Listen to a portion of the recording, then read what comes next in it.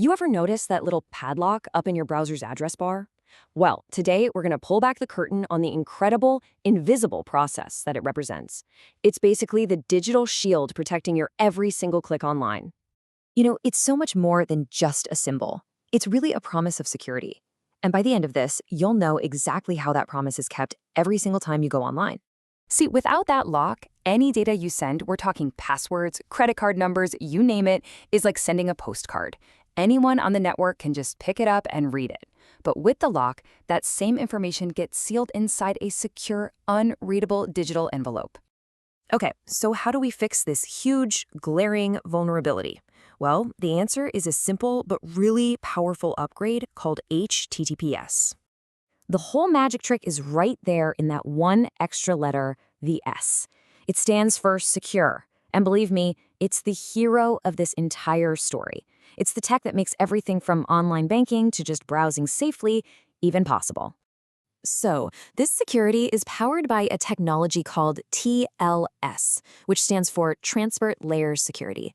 You can think of TLS as the engine that takes that readable postcard of yours and locks it away inside an unbreakable digital safe. And that right there is the entire goal. The whole point is to make your private information look like complete and utter gibberish to anyone who shouldn't be seeing it. So if a hacker does manage to intercept it, all they get is useless jumbo data. So how does this security even get established in the first place? It all happens through a super fast, totally invisible negotiation that we call the TLS handshake. To really get our heads around this, we're going to walk through the classic TLS 1.2 model. It's a great way to understand the core concepts that are, by the way, still being used in the latest and greatest versions today. All right, so it all kicks off with your browser. It sends out a little message called a client hello. It's basically reaching out and saying, hey there, I'd like to start a private, secure conversation with you. And inside that hello, your browser is basically laying all its cards on the table. It's telling the server which secure languages it can speak, the different versions of TLS it understands, and these Cipher suites, which are just these specific recipes for encryption it knows how to use. The server gets this message, and it replies with its own server hello. It looks at the list of options your browser sent and picks the strongest, most secure one that they both understand. And then, to prove it's the real deal, it presents its digital ID card, its certificate. Now, this certificate holds a really, really important piece of information, the server's public key. And here's the wild part, it's not a secret at all. It's actually designed to be shared. It's one half of a unique, mathematically linked pair of keys. This brings us to something called asymmetric encryption. The easiest way to think about it is this. That public key is like an open lock padlock. Anyone, and I mean anyone, can snap it shut to lock a box. But, and this is the crucial part, only the person with the one-of-a-kind private key can open it up again.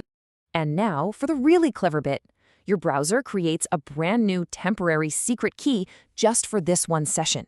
It then uses the server's public key, that open padlock we talked about, to lock it up and sends it over. Now, the only thing in the world that can unlock that box is the server's unique private key. And just like that, they've securely agreed on a secret, right out in the open. And that's it. The handshake is officially complete. From this moment on, all the data sent between your browser and that server is going to be scrambled and unscrambled using this shared secret session key.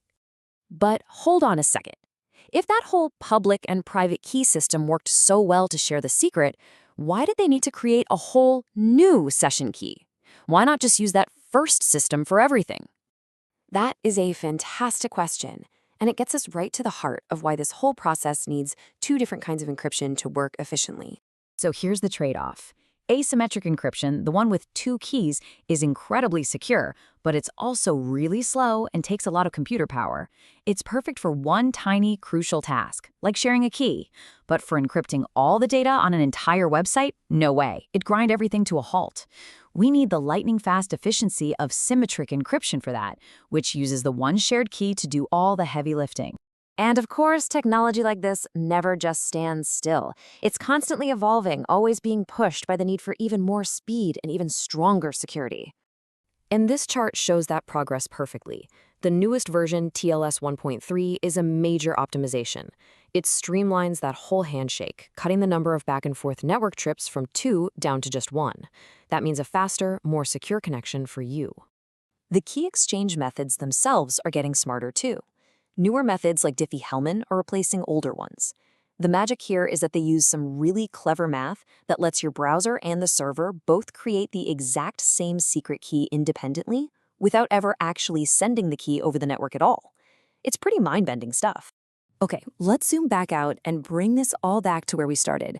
You, your browser, and that little lock icon. So from now on, every time you see that lock, you'll know exactly what's happening. You're seeing this whole elegant handshake happen in the blink of an eye. It's the silent process that turns your private data into that useless jumbo data for snoops. And it guarantees both your privacy and the integrity of the websites you visit. You know, it's a process built on sharing secrets right out in the open, which makes you wonder, doesn't it?